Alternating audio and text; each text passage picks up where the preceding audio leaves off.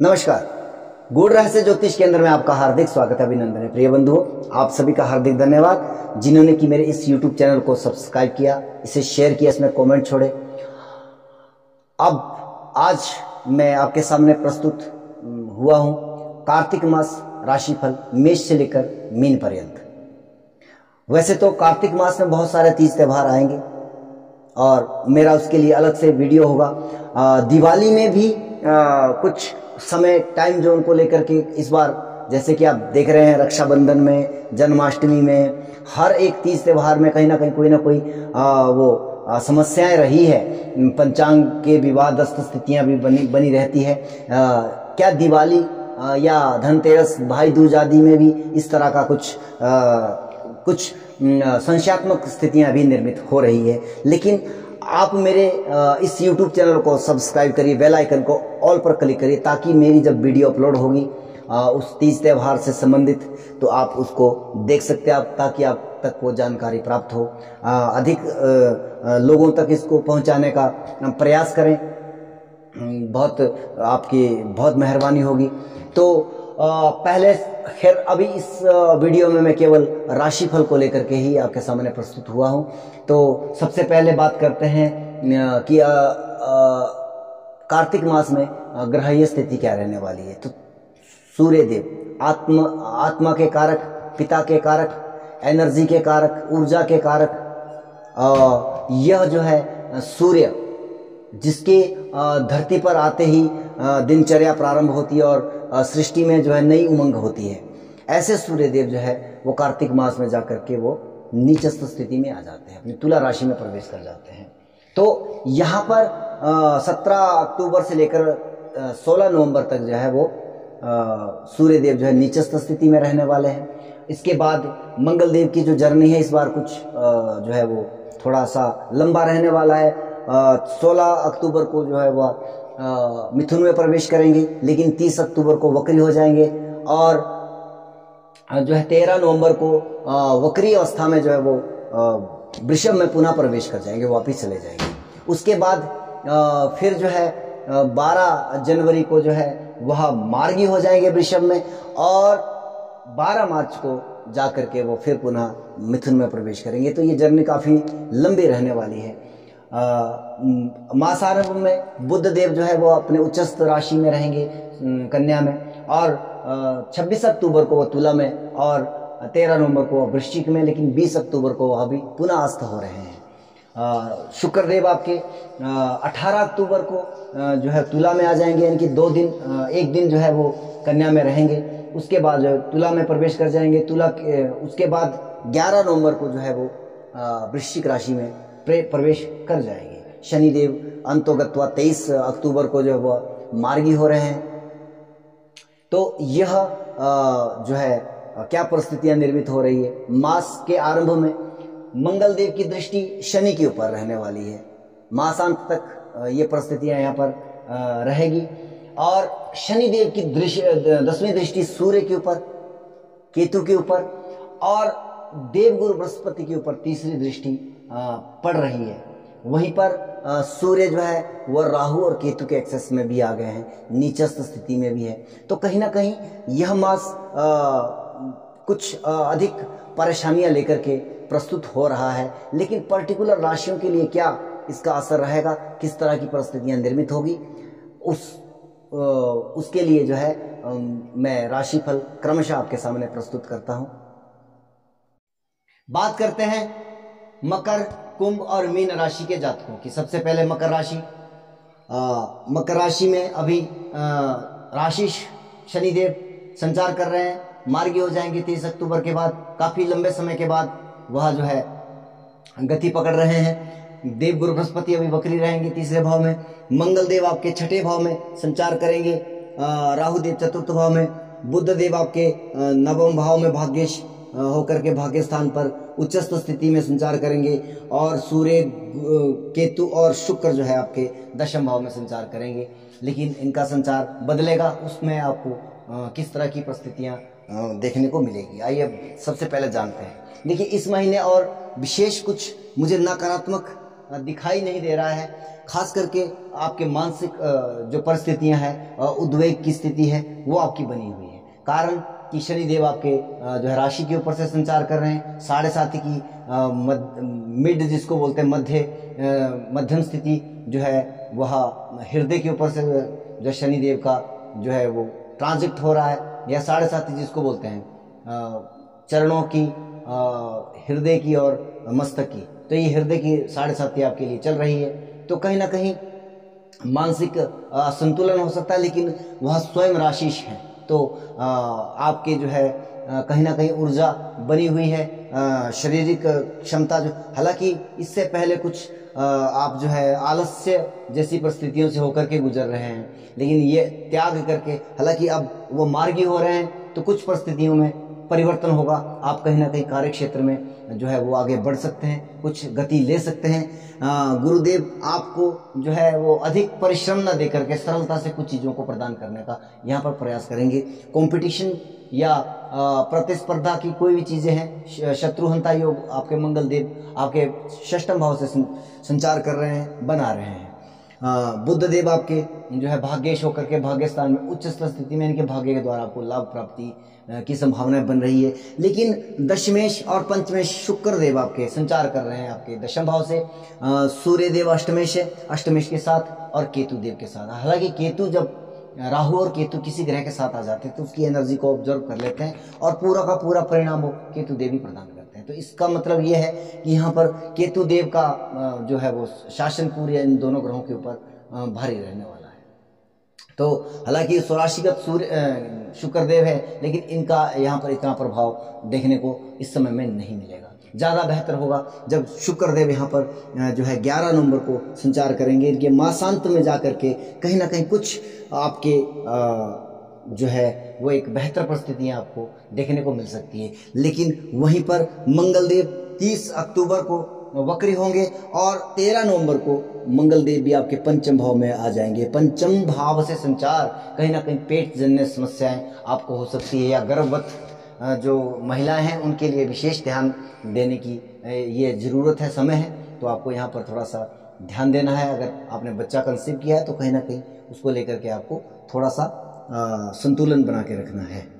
बुध देव आपके जो है 26 अक्टूबर को दशम भाव से संचार करेंगे। हालांकि भाग्येश का भी पीड़ित होना कहीं ना कहीं यह समय भी आपके लिए बहुत ज़्यादा बेहतर नहीं है। लेकिन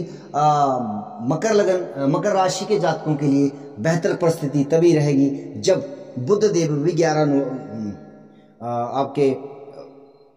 13 नवंबर को जो है वह भी आपके एकादश भाव से संचार कर जाएंगे। यह परिस्थिति एक बेहतर परिस्थिति है। हालांकि जो रहस्यमयी कार्य करते हैं या जो इंश्योरेंस सेक्टर से जुड़े लोग हैं या ज्योतिष से जुड़े लोग हैं या रिसर्च से जुड़े लोग हैं, उनके लिए यह समय ऑल ओवर पूरे महीने जो है बेहतर रहने वाला है, क्योंकि अष्टमेश और केतु देव इन दोनों का संबंध जब बनता है तो विशेषता ऐसे व्यक्ति जो है गूढ़ रहस्य या रहस्यमय विद्याओं में वो अच्छा बहुत अच्छा करते हैं। ज्योतिष के क्षेत्र में या रिसर्च के क्षेत्र में या पूरा तत्व, जैसे भूमि के अंदर जो छुपे हुए खनिज पदार्थ है उससे संबंधित भी, या जो खास करके वीडियोग्राफी फोटोग्राफी आदि का कार्य करते हैं, या अध्यात्म से जुड़े जो लोग हैं, उनके लिए यह समय बहुत बेहतर रहने वाला है। अनदर सिचुएशन में खास करके जब शुक्र और बुध देव मासांत में जो है वहां पर संचार करेंगे तो यह लाभकारी परिस्थितियां निर्मित होगी, क्योंकि आपके भाग्येश दशमेश और पंचमेश का जो है लाभ भाव में संचार होना कहीं ना कहीं, और लग्नेश राशिश का भी राशि के ऊपर से संचार होना बेहतर परिस्थिति निर्मित कर रहा है। केवल और केवल मानसिक अशांति, आपको पेट जन्य मासांत में पेट जन्य समस्याओं से आपको दो चार होना पड़ सकता है। आपने उसका विशेष ध्यान रखना है, और कहीं ना कहीं माता के स्वास्थ्य को लेकर के जो है आपको थोड़ा सा ध्यान रखना है। चतुर्थ भाव में राहुदेव और चतुर्थ आपके छठे भाव से जो है मास प्रारंभ से ही जो है संचार कर रहे हैं, तो कहीं ना कहीं माता के लिए मानसिक परिस्थिति, इन 2-3 चीजों को लेकर के आपको संभल करके चलना है। बात करते हैं कुंभ राशि के जातकों की। कुंभ राशि आपके राशि भी शनिदेव बनते हैं। हालांकि 7.5 का जो है वो दौर आप पर भी चल रहा है। प्रारंभिक 7.5 जिसको कहते हैं, कहीं ना कहीं मस्तक की 7.5 आपको प्रारंभ हुई है। तो यहाँ पर जो है आपको थोड़ा सा मानसिक अशांति। हल साढ़े साथी जो केवल क्या होती है, साढ़े साथी के बारे में आपको बहुत डराया जाता है, लेकिन साढ़े साथी क्या जिम्मेवारी देती है। इससे अधिक मैं और इसके बारे में और ज्यादा प्रोटेक्शन नहीं कर सकता। क्यों? क्योंकि यह भी एक गोचर का पार्ट है। मत इतना इस पे आप वो फोकस करिए कि साढ़े साथी बहुत डेंजर चीज है, खतरनाक है, मार देगी, वो कर देगी। इस तरह का कुछ नहीं होने वाला है। आपको जिम्मेवारी, 12 भाव है आपको, तो 12 भाव क्या है, आपने जो आपके इन्वेस्टमेंट है या अपने खर्चों पर आप उसकी जिम्मेवारियों को समझिए। या 12 भाव हमारा जो है वो शय्या सुख भी है, और आपका विदेश भी है, हॉस्पिटल भी है, कहीं ना कहीं कारागार भी है। इसका मतलब ये नहीं है कि आपको हॉस्पिटल जाना पड़ेगा या आपको कारागार में जाना पड़ जाएगा। इस तरह से मैं प्रेडिक्शन नहीं करता। वो जब तक जन्म कुंडली में इस तरह के कोई योग ना हो तब तक ये परिस्थितियां निर्मित नहीं होती है। लेकिन हाँ, जिम्मेवारी शनि देव जहाँ जिस भाव में बैठते हैं उसकी देते हैं आपको, ठीक है ना जी। देव गुरु बृहस्पति आपके द्वितीय से दूसरे भाव से संचार कर रहे हैं। राहु देव आपके तृतीय भाव से संचार कर रहे हैं। मंगल देव आपके पंचम भाव से, बुध देव आपके अष्टम भाव से, सूर्य शुक्र केतु आपके पंचम भाव से, और शनि देव आपके द्वादश भाव से। तो कुछ बातें मैंने जैसे पहले कही। दूसरे भाव से जब तक बुध देव यहाँ पर है, कहीं ना कहीं धन को लेकर के आपको चिंता करने की आवश्यकता नहीं है। धनेश धन भाव में और अष्टमेश की दृष्टि। और देखिए, सबसे पहली बात है कि जब खाली भाव में दृष्टि पड़ती है तो उसका प्रभाव नहीं होता। लेकिन यहाँ पर जब दूसरे भाव में कोई ग्रह बैठता है तो अष्टम पर अगर दृष्टि आ रही है तो ये नकारात्मक है जब तक वो भाव खाली है। अगर अष्टम में कोई ग्रह पड़ा है, निश्चित तौर पर आपको लाभ प्राप्ति। हालांकि यहाँ पर अष्टम भाव में आपके पंचमेश बैठे हैं।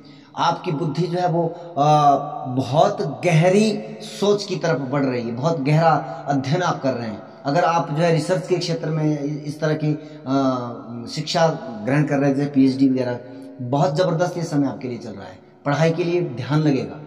एजुकेशन जो प्राप्त कर रहे हैं उनके लिए बहुत बेहतर परिस्थिति है। भले ही मंगल देव वहां पे संचार कर रहे हैं, लेकिन पंचमेश का अष्टम भाव में जाना कहीं ना कहीं आपकी बौद्धिक क्षमता को कमजोर नहीं बल्कि अच्छा करता है। हाँ, यहाँ पर अष्टम में संतान के लिए थोड़ा सा नकारात्मक हम कह सकते हैं कि अगर आपके संतान है, संतान आदि है, तो वहां पे थोड़ी सी संतान के स्वास्थ्य को लेकर के आपको चिंतित होना पड़ सकता है। क्योंकि पंचम भाव में आपके मंगल देव भी है। राहु देव आपके तीसरे भाव में, कहीं ना कहीं मेहनत स्ट्रगल अधिक करवाएंगे, मेहनत अधिक रहेगी। लेकिन मंगल देव जो है यहाँ पर वक्री हो जाएंगे 30 अक्टूबर को। उसके बाद जो है वह जो है, हालांकि यहाँ पर प्रारंभ में क्या रहेगा, विशेषता जो गर्भवती महिलाएं हैं उनके लिए थोड़ा सा यहाँ पर मास प्रारंभ से और 13 नवंबर तक, यानी कि मासांत के लगभग आसपास आप मान के चलिए कि गर्भवती महिलाओं को जिन्होंने गर्भ धारण किया है, कहीं ना कहीं आपको डॉक्टरी ट्रीटमेंट या सहायता उनसे या जांच करवानी चाहिए। क्योंकि गर्भ में जो है आपका जो शिशु परंपरा है उसके लिए कुछ ना कुछ दिक्कतें यहाँ पर हो सकती है। उनसे विशेष निवेदन रहेगा कि ज़्यादा खट्टा कसीला इस तरह का व्यंजन आप ग्रहण ना करें, ताकि जो है आपको प्रॉब्लम ना हो। या पेट जन्य रोग जो है यहाँ पर मंगल देव आपके दे सकते हैं। मंगल देव जो है 13 नवंबर को चतुर्थ भाव में आ जाएंगे कहीं ना कहीं। हालांकि ये आपकी कुंडली के लिए बहुत बेहतर ग्रह तो नहीं है, चौथे भाव में आ रहे हैं। कहीं ना कहीं माता के साथ, माता के स्वास्थ्य को लेकर के या माता से मतभेद आदि करवा सकते हैं। इस तरह की परिस्थितियां निर्मित हो सकती है। बुध देव आपके 26 अक्टूबर को जो है आपके भाग्य स्थान पर संचार करेंगे। पंचमेश का भाग्य स्थान पे आना एक बेहतर परिस्थिति लेकर के आ रहा है। लेकिन यहाँ पर क्या हो गया, केतु देव आपके भाग्येश, आपके पंचमेश और आपके सप्तमेश, इन तीनों ग्रहों को पीड़ित किए हुए हैं। हालांकि सप्तम अवैवाहिक जीवन है, कहीं ना कहीं आपके लाइफ पार्टनर के स्वास्थ्य को लेकर के यहाँ पे चिंता होने की समस्या है विशेषता। हालांकि भाग्य स्थान पर सप्तमेश का जाना कहीं ना कहीं आपके लाइफ पार्टनर के लिए वो भाग्य वृद्धि का भी एक कारण बन सकता है। लेकिन केतु देव के द्वारा सूर्य का पीड़ित होना और ऊपर से नीच सूर्य, तो कुछ थोड़ा सा नकारात्मक आपके जीवन साथी के लिए स्वास्थ्य को लेकर के यहाँ पर चिंतित होने की आवश्यकता है। शुक्रदेव यहाँ पर जब तक रहेंगे एक बेहतर लाभ नहीं आपको प्राप्त हो पाएगा, या बुध देव जब तक यहाँ पर रहेंगे बेहतर लाभ आपको प्राप्त नहीं हो सकता। क्यों? कारण कि आपके भले ही वो स्वराशिगत हैं, लेकिन केतु के साथ वो केतु क्योंकि जिस भी ग्रह के साथ बैठता है उसकी एनर्जी को ऑब्जर्व कर लेता है, पूरे परिणाम केतु ही देते हैं और दूसरे ग्रहों के परिणामों को पूरी तरह से खराब कर देता है। तो शुक्रदेव यहाँ पर अपना 18 अक्टूबर क्षमा कीजिएगा 11 नवंबर मासांत में जाकर के कहीं ना कहीं आपके लिए एक बेहतर परिस्थिति का निर्माण हो रहा है।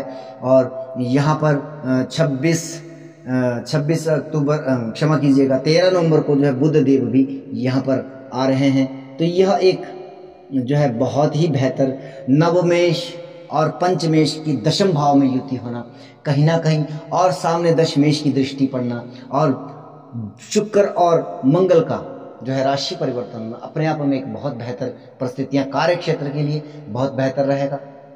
अगर आप नया वाहन मकान आदि लेने के विचार में थे अब तक, तो यह मासांत के समय में या अगले महीने की जो परिस्थितियां हैं वो आपके लिए बेहतर हो सकती है। वो देखना पड़ेगा जब अगले महीने की राशिफल आएगा, तो उसके लिए आपको इंतजार करना पड़ेगा। तो इससे अधिक दशाएं अंतरदशाएं उसके ऊपर हमेशा ही मेरा फोकस रहता है। सूर्य पीड़ित है निश्चित तौर पर पूरे माह, उसमें कोई संदेह नहीं है। तो कहीं ना कहीं जैसे कई आपके नवम भाव में नवम के कारक पिता के लिए थोड़ा सा कहीं ना कहीं कष्टकारक परिस्थितियां भी यहाँ पर निर्मित हो रही है। तो पिता के स्वास्थ्य का, माता के स्वास्थ्य का कहीं ना कहीं आपको ध्यान रखना चाहिए। बात करेंगे मीन राशि की जातकों की। सबसे पहले आपके राशि देव गुरु बृहस्पति आपके राशि के ऊपर से आपके चंद्रमा के ऊपर से संचार कर रहे हैं और राहु देव का द्वितीय भाव से संचरण हो रहा है पूरे मास। लेकिन गुरुदेव यहाँ पर वक्री अवस्था में है। तो मंगल देव आपके तीसरे भाव से जो कि आपके भाग्येश भी हैं और द्वितीयेश भी हैं, और बुध देव जो कि आपके सप्तमेश उच्चस्थ स्थिति में जो है वह संचरण कर रहे हैं आपके सप्तम भाव से। अष्टम भाव में केतु शुक्र और सूर्य देव आपके संचार कर रहे हैं। शनि देव आपके लाभेश होकर के लाभ भाव में संचार कर रहे हैं। एक तरफ से देखा जाए बेहतर परिस्थितियां, लेकिन गुप्त चिंता इस माह आपको थोड़ा घेरे हुए हैं। कहीं ना कहीं आपको ये आपको विशेषता जैसे कि फीवर आदि या इस तरह के रोगों से आपको थोड़ा सा दो चार होना पड़ सकता है। तो आप थोड़ा सा ध्यान रखिए। मौसम भी इस समय का जो कार्तिक मास का होता है कहीं ना कहीं शारीरिक व्यवस्था के लिए थोड़ा सा नकारात्मक भी होता है। तो क्योंकि सूर्यदेव नीच के भी हैं आपके षष्ठमें से अष्टम भाव में गए तो पीड़ा को अधिक बढ़ा सकते हैं। मैं यहाँ पर विपरीत राजयोग जैसी बातें नहीं करूँगा। इसके पीछे का कारण होता है एक महीने के लिए क्या विपरीत राजयोग का काम होगा। अच्छा, वहाँ पर जो है हालांकि सूर्य का नीच भंग भी हो रहा है, तो वो सब चीज़ें हैं। अष्टम भाव आपका काफ़ी ज़्यादा बली रहेगा इस महीने में। बहुत बेहतर परिस्थितियाँ उन लोगों के लिए, केवल जैसे कि मैंने पहले भी कहा कि जो गुण रहस्य जैसी चीज़ों से या आपके ज्योतिष, रिसर्च, फोटोग्राफी, इंश्योरेंस सेक्टर, उन लोगों के लिए तो ये लाभकारी परिस्थितियां निर्मित करेगा। कुछ परेशानियों के बाद जो है उनके लिए एक बेहतर ऑफर या बेहतर परिस्थितियां निर्मित होगी। गुरु का चंद्रमा के ऊपर से संचरण मानसिक अशांति और मानसिक परेशानियां तो देता ही है, इसमें कोई संदेह नहीं है। लेकिन वह स्वराशिगत है, बहुत बेहतर रहेगा। अनदर जो प्रोफेशनली तौर पर कार्य क्षेत्र को लेकर के, क्योंकि ये दशमेश भी है, तो आप जो है अपने कार्य जो आप स्वयं कार्य करते हैं, व्यापार आदि करते हैं, उसमें आपको लाभ प्राप्ति की संभावना भी बन रही है। लाभेश आपके लाभ भाव में संचरण करेगा पूरे महीने जो है, और इनकी जो है मार्गीय अवस्था भी आपके लिए एक बेहतर परिणाम लेकर के आ सकती है। लेकिन दूसरे भाव में राहुदेव, कहीं ना कहीं आप जो है शॉर्टकट आदि के फॉर्मेट पर अगर विचार कर रहे हैं तो उसका परित्याग कर लें। ये ज़्यादा नकारात्मक होता है। कई बार जो है लोग जो है बहुत सारे सट्टा जू आदि में जो है इस तरह की जो है या शॉर्टकट वाले मार्ग से जो धन अर्जन करने के लिए जाते हैं, तो कई बार वहाँ पर जो है वो नकारात्मक परिस्थितियाँ देखने को मिलती है। जो पास में है वो भी चला जाता है। तो आपको उन चीज़ों से बचना चाहिए। आपके भाग्येश मंगल देव यहाँ पर आपके द्वितीयेश चतुर्थ भाव में बैठे हैं, तो कहीं ना कहीं भाग्य के द्वारा चौथे भाव के लाभ, इनकी भूमि आदि जमीन जायदाद से संबंधित आपको लाभ प्राप्ति की संभावनाएं दिखा रहे हैं। लेकिन उसके लिए विशेषता दशाएं अंतरदशाएं जानना भी बहुत जरूरी होता है। 30 अक्टूबर को मंगल देव आपके वक्री हो जाएंगे और वहाँ 13 नवंबर को जो है मंगल देव आपके तीसरे भाव में संचार करेंगे। कहीं ना कहीं यहाँ पर आपके स्ट्रगल और मेहनत को बढ़ा देंगे। हालांकि 3, 6 और 11 से जब मंगल, सूर्य, शनि के केतु राहु आदि जब संचार करते हैं तो एक बेहतर परिस्थितियां निर्मित कही जाती है शास्त्रों के जो वो जो मतलब जो उनका विचार है। लेकिन कई बार जो है ये संघर्ष भी अधिक करवा देते हैं। बुध देव आपके 26 अक्टूबर को जो है वो भी अष्टम भाव में चले जाएंगे। कहीं ना कहीं यहाँ पर जो है ससुराल पक्ष की तरफ से आपको कोई ना कोई बेहतर वो जो जिसको कहते हैं कि गिफ्ट आदि मिल सकता है, या अगर दशाएं अंतरदशाएं नकारात्मक है तो हो सकता है कि ससुराल पक्ष से आपका कुछ मनमुटाव आदि हो जाए। तो यहाँ पर थोड़ा सा आपको अपने रिश्तों को देख करके संभालना चाहिए। शुक्रदेव 11 नवंबर को मासांत में लगभग आपके भाग्य स्थान से संचारण करेंगे और बुध देव भी 13 नवंबर को जो है वो आपके भाग्य स्थान से संचारण करेंगे। सप्तमेश का भाग्य स्थान में आना कहीं ना कहीं वैवाहिक जीवन में एक अच्छा वो सुअवसर आपको प्राप्त होगा। हालांकि मास पर्यंत जो है आपके वैवाहिक जीवन को लेकर के कोई विशेष नकारात्मक परिस्थितियां यहाँ पर दिखाई नहीं दे रही है, परंतु अब जो है कुछ और बेहतर उसको कहा जा सकता है। अगर दशाएं अंतरदशाएं अनुकूल भी रही है वैवाहिक जीवन को लेकर के, लेकिन अब ये गोचर इस तरह का आपके लिए परिस्थितियां लेकर के आया है कि वैवाहिक जीवन में कुछ जो विवाद स्थितियां रही है उसमें जो है आपके लिए अब कुछ राहत भरी जो है खबर वहाँ पर मिल रही है। तो इस तरह से जो है ये मास आपके लिए रहने वाला है। जय सिया राम, जय सीताराम। आप जो है वीडियो को मेरा शेयर करें और मेरे YouTube चैनल को सब्सक्राइब करें। धन्यवाद।